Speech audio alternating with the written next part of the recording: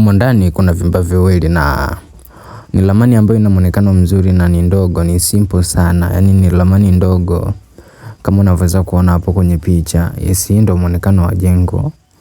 Ni ramani ambayo imepauliwa kisasa na mpangilio wake kwa upande wa muonekano wa jengo umepangiliwa vizuri sana. Nadhani kitu ambacho kinavutia zaidi kabla ya kuingia hata ndani, muonekano wa jengo uko vizuri. Na pia hii ni baada ya kuingia ndani kwamba jengo letu lina vyumba viwili na kati ya vyumba viwili hivyo kimoja ni master bedroom na kingine ni single bedroom. Pia kuna sitting area na kuna public toilet. Mpangilio wa jengo uko vizuri kama unavyoweza kuona kwamba mtu akiingia moja kwa moja hawezi kuona sebule. Sebule iko upande mwingine. Yani passage zimepangiliwa vizuri na vitu vyote vinavyohusika ndani ya nyumba viko sehemu sahihi. Sehemu sahihi ambayo vilitakiwa kuwa. Sasa kwa ramani hii utahitajika kuandaa tofali za blocks 1600. Yes, tofali ni 1600 za blocks.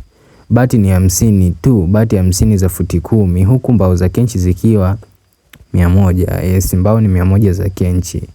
Sasa hii ni ramani simple sana na ni ndogo. Ukubwa wa ramani ni mita 8.5 kwa mita 9. Kwa hiyo kiwanja kitahitajika kuwa na ukubwa wa mita 12 kwa 12 tu. Yes, 12 kwa 12 unaweza kulijenga hili jengo.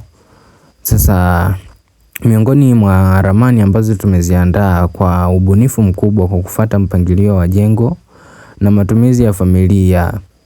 Yes, labda unaweza kujua kwamba yani inatakiwa kujua kwamba familia yako inahitaji nini. Yani inahitaji nini ili iweze kuishi, kwamba familia ina ukubwa kiasi gani na inatakiwa ujenge nyumba ya vyumba vingapi. Kama bado una familia ndogo au huna familia kabisa, wewe ni mtu ambaye unajitafuta, unataka kukimbia kodi, basi hii nadhani inakufaa. Hii ni ramani simple sana, ni ndogo, pia inakidhi mahitaji makubwa. Yes, ni ramani ndogo lakini inakidhi mahitaji makubwa kwa sababu ina kila kitu